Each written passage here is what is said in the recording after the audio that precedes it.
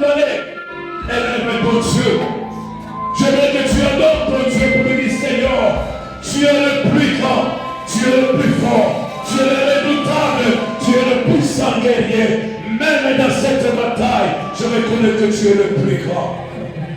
Soit tu es à genoux, soit tu es debout. Et sinon tu dis, Seigneur, je te laisse la place, comme là à ma place. Défends mon Père ce soir, par cette adoration, je reconnais que tu es mon seul secours. Est-ce que tu peux prendre une bonne position, une bonne position, bien-aimé? Si c'est agenouillé, si c'est dédaigné de recommencer à louer ton Dieu. Dis, Seigneur, je ne peux pas me mettre comparé à mon combat. Je ne peux pas me mettre comparé à cette maladie. Je ne peux pas me mettre commencer à l'élever. Est-ce que tu peux commencer à l'élever? Jésus. Alléluia.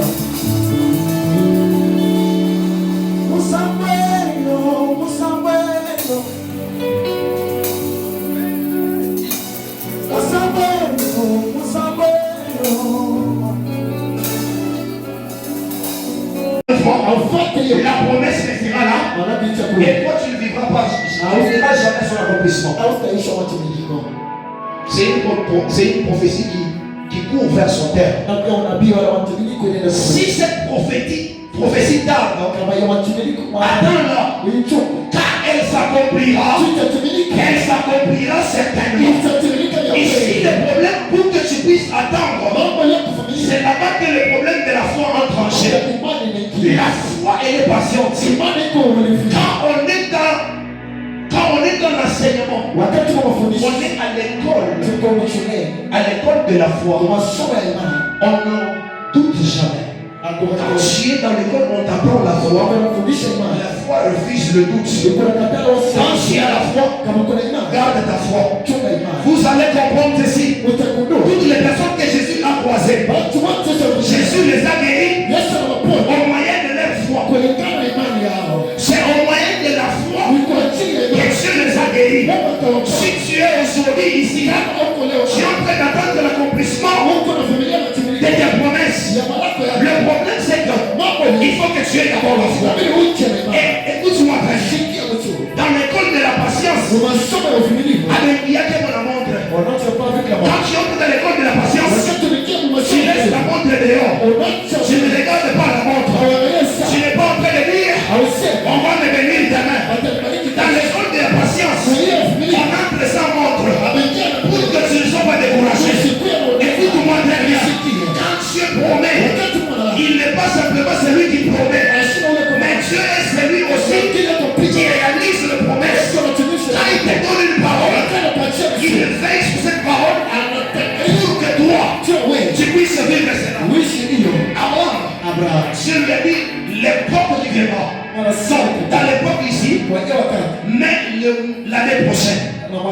C'est dans le chapitre 18. Dans le chapitre 18, la Bible déclare, Abraham était assis sous un arbre et il a vu qu'il y avait 3 personnes qui venaient. Abraham a remarqué, il a couru vers ces gens. Il est parti les dire, venez chez moi, je vous en supplie, ne passez pas devant votre serviteur, mais venez. Je vais vous donner un peu d'eau. Vous allez vous laver les pieds. Je vais vous donner un peu à manger. Et vous allez manger. Les 3 hommes, la Bible dit, Dieu a décidé de visiter Abraham sous forme des hommes. Écoute-moi très bien. La première dimension, même quand tu as la foi, tu es en train d'attendre. Écoute-moi très bien. Il faut que tu sois aussi hospitalier. Sois aussi hospitalier. Pour faire aussi. Tu es en train d'attendre que Dieu fasse quelque chose pour toi. Mais oui, tu vas pas t'attendre.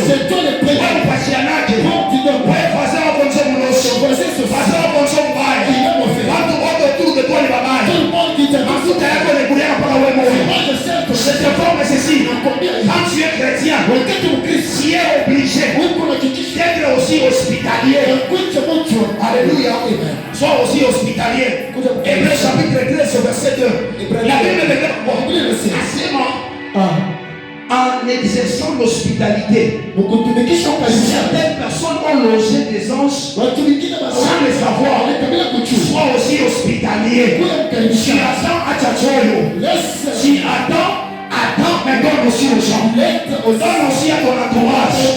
Si Dieu t'a donné, reçois aussi certaines personnes. La Bible déclare, certaines personnes ont logé les anges sans les savoir. Abraham a accueilli d'abord les 3 personnes sans savoir leur identité. Ils ne connaissaient pas leur identité.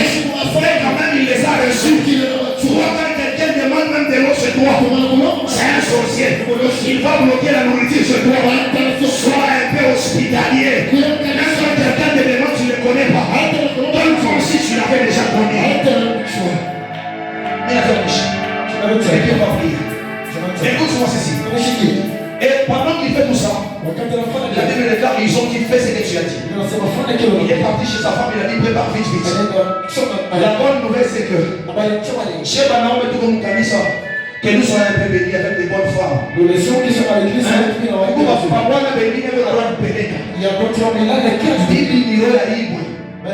Mon mariage, il c'est l'homme qui a dit aux hommes de rester. Mais il a voulu dire à sa femme, prépare un peu quelque chose à manger. La femme n'a pas discuté. Elle n'a pas discuté, elle a commencé à préparer. La bonne chose c'est quoi? Ils sont consommés. Je ne vais pas lire parce que vous voulez avoir parti. C'est Genèse chapitre 18. Quand je commence à lire cette histoire, je t'explique l'histoire pour que tu touches mon caractère de personne. Le problème c'est quoi? Il est venu et ils étaient en train de le regarder. Ils ont mangé.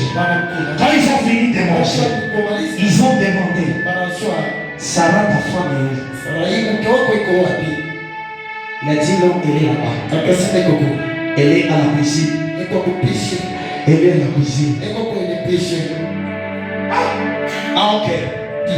Directement, la prophétie commence.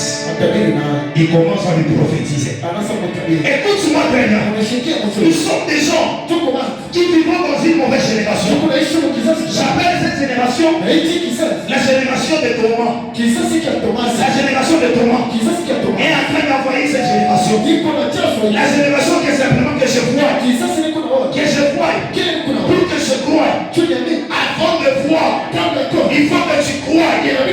L'accomplissement des promesses renferme une condition. Avant de voir, il faut croire. Si tu ne crois pas, tu ne verras pas. Là, pendant qu'on lui donne une prophétie, j'ai vu une personne que Dieu lui-même a prophétisé. C'est Abraham que Dieu a prophétisé. Toi, tu as une chance. Ce sont des hommes en lui, ils dans ta vie. Et par-dessus tout ça, on est du katana. Mais je vois une personne qu'on lui donne la prophétie sans toutefois voir. Mais il accepte la prophétie. La chose la plus bizarre. Dieu dit, dans cette même époque, je reviendrai. Et Sarah, ta femme, aura un enfant. Pendant que Dieu donne la prophétie, la Bible déclare, Sarah est de l'autre côté. Et elle a ri. Elle a rigolé. Elle s'est moquée. Elle a dit, je suis déjà vieille. Est-ce que je peux encore enfanter? Dieu dit ceci. Y a-t-il pas une chose étonnante qui peut venir de Dieu? L'accomplissement des promesses et cette action étonnante qui descend de la vie d'une personne sans les autres de nous voir. Ça, c'est l'accomplissement. Quand les autres de nous c'est beau. Ça, c'est l'accomplissement. Quand les autres acclament, ils disent non. Jamais chose n'est arrivé comme celui-ci. Ça, c'est l'accomplissement des promesses. Écoute-moi très bien. Chez Dieu, il y a quelque chose qui étonne. Quand il y a une chose qui ne donne pas, ça ne vient pas des gens. Quand Dieu fait une chose, c'est pour l'étonner toujours. Dieu ne fait pas une chose pour que les gens rigolent, non pour que les gens soient étonnés. Ils ont fini de manger. J'ai envie de révéler ceci. Dieu a consommé d'abord chez Abraham. C'est après avoir consommé qu'il a dit Hébreu est en train de nous dire ceci. Jésus-Christ, il est le consommateur de notre foi. Pour que Dieu exauce, pour que Dieu accomplisse, il faut que Dieu se nourrisse.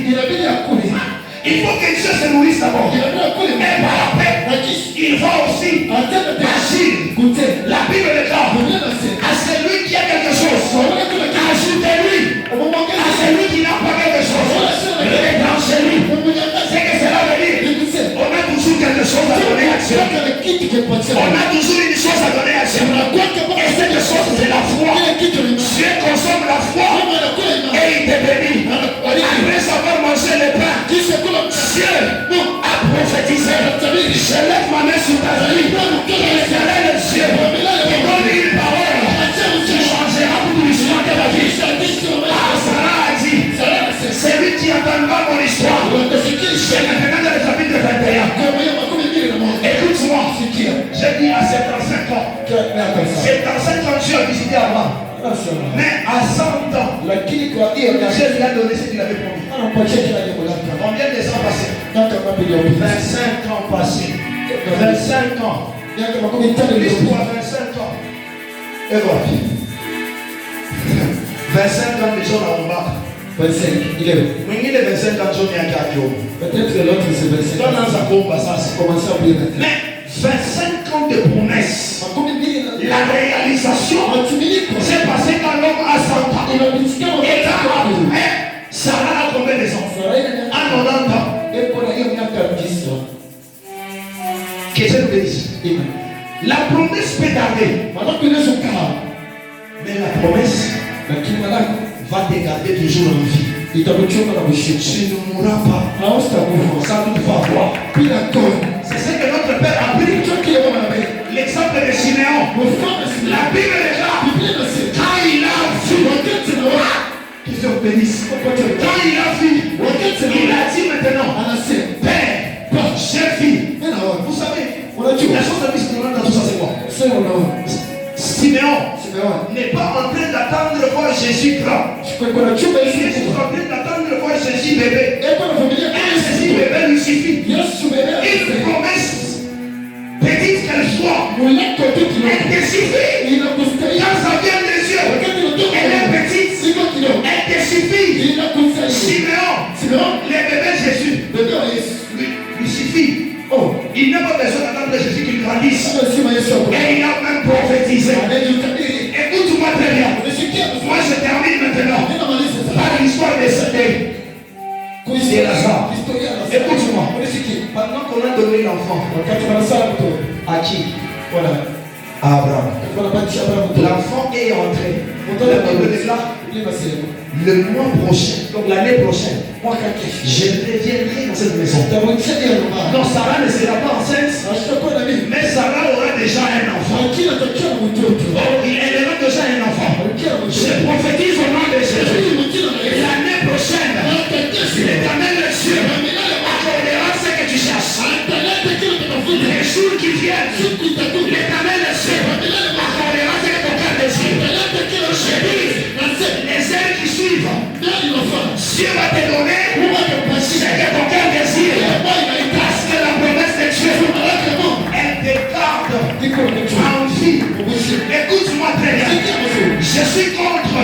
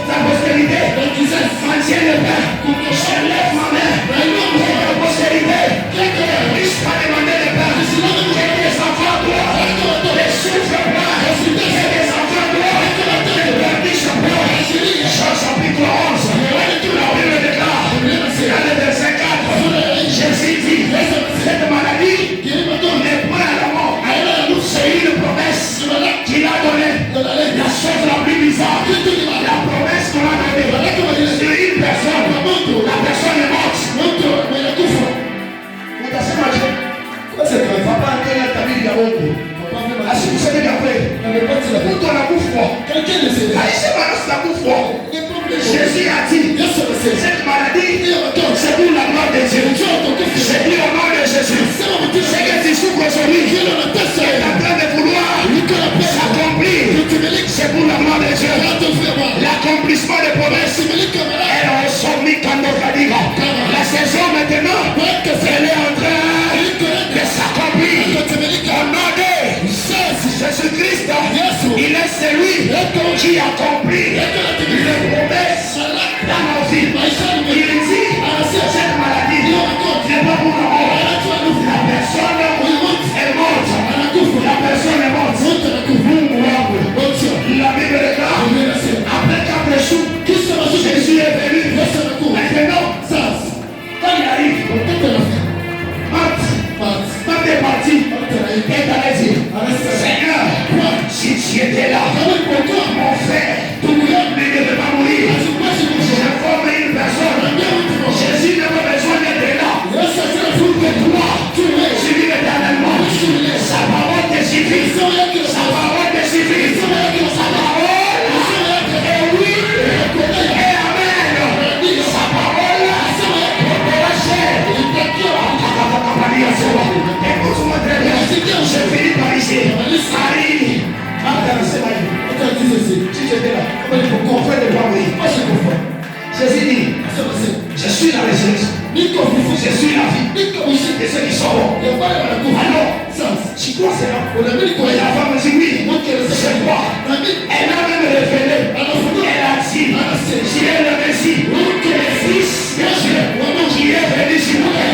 Elle a même dit ça. Pendant que Jésus s'avance, Marie a répété les mêmes choses. Alors Jésus avait dit, montrez-moi sa tombe. Cela suffit. C'est pas le problème. Ils ont montré le tombeau. Jésus a pleuré. Il pensait que Jésus pleurait pour le Lazare. Jésus ne pleurait pas pour Lazare. Jésus pleurait pour la foule désespérée. Jésus pleurait pour l'incrédulité. Jésus pleurait pour que ces gens-là ne savaient plus qu'il était la résurrection, qu'il était lui-même la résurrection. Alors pendant ce moment, Marc vient, il dit, Seigneur, ils sont déjà. Ce qui empêche ta bénédiction ne sont pas d'abord en dehors de ta maison. Ils sont toujours dans ta famille.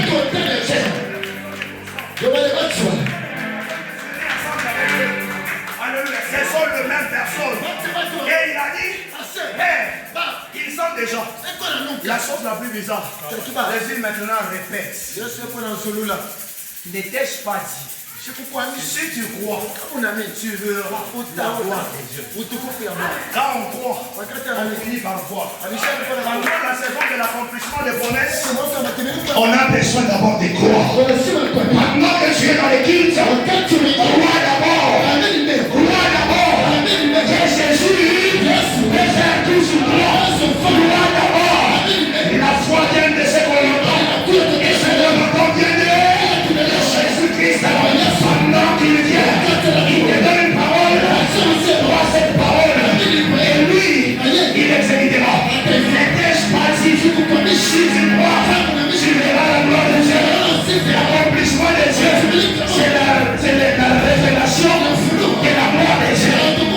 L'accomplissement des promesses, c'est la révélation de la gloire de Dieu.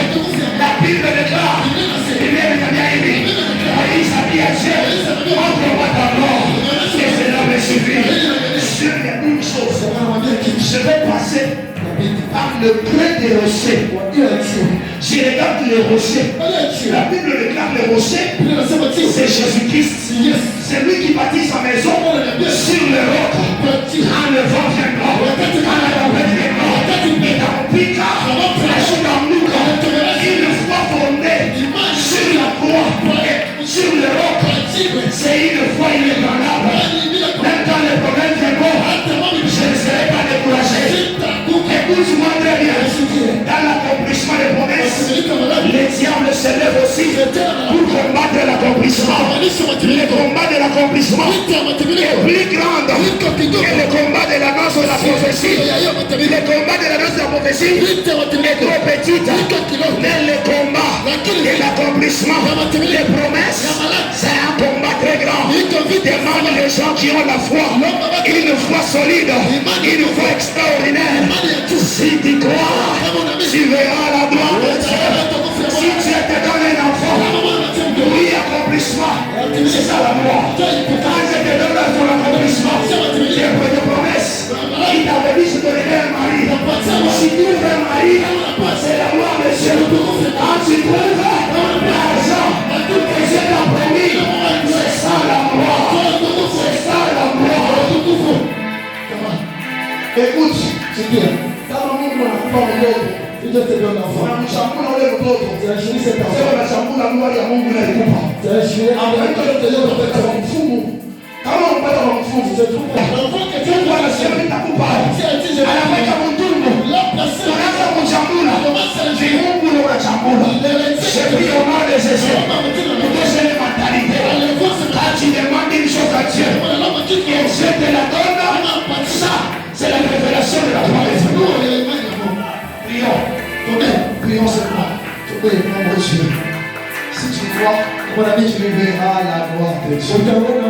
Laisse partir. Si tu crois, avant de voir, il faut croire. Dans l'accomplissement des promesses, il y a la foi. On ne peut pas avoir la foi sans gloire. La différence entre gloire et la foi. Quand tu es dans cette dimension de gloire, tu es dans la même dimension de la foi. Tu crois que Dieu existe.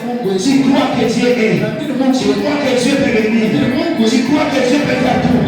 Mais quand tu sors, tu entres dans la dimension de foi. Il est extraordinaire. C'est que c'est l'avenir. Tu crois, même pendant que tu ne vois pas. La foi est le lunette qui nous permet de voir Dieu. Si tu veux voir Dieu, porte la foi et tu vas voir Dieu. On ne marche pas selon la vue, mais on marche selon entre dans la prière. Tu vas dire à Dieu, augmente ma foi. Augmente-moi la foi.